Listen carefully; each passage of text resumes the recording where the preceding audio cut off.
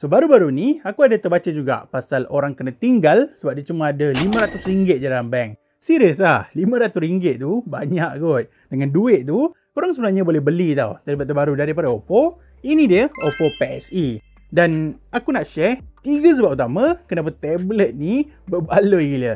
Yang pertama, mestilah disebabkan kapasiti bateri. Walaupun harga dia bajet, korang still akan disajikan lah dengan bateri sebesar 9340 mAh. So dengan bateri besar macam ni, korang dah tak perlu risau kot. Nak buat untuk kerja ke, marathon drama, main game, confirm boleh rasa puas. Lepas tu sebab yang kedua adalah skrin dia. Aku personally enjoy lah dengan skrin pada Oppo PSE. Even based on paper tu, dia cuma guna LCD display. But still overall spec dia not bad juga. Ia datangkan dengan 11 inci LCD panel, 2K resolution berserta 90Hz refresh rate. Jadi kalau korang nak layan K-drama, nak layan rasa sedih sebab kena tinggal tu, skrin tablet ni memang lebih dari cukup. Kena pula setup speaker dia pun best. Dia hadir dengan quad speaker system. So dari segi kepuasan akan jadi berganda lah, especially bila guna pada tujuan entertainment. And last but not least adalah personalized kids mode. Kalau korang ada anak, aku recommend lah untuk korang gunakan features ni. Sebab dari sini, korang dah tak perlu risau tau. Tak perlu beria untuk monitor selalu. Just set up siap-siap apps apa yang korang nak guna. Set up juga screen time limit. Dan korang juga boleh turn on eye protection features untuk jaga mata anak kita.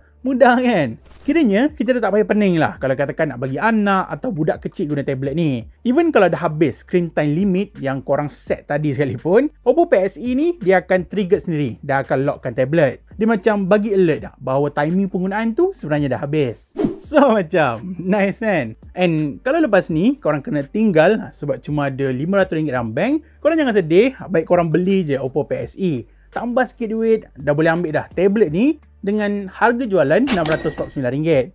So, go check it out.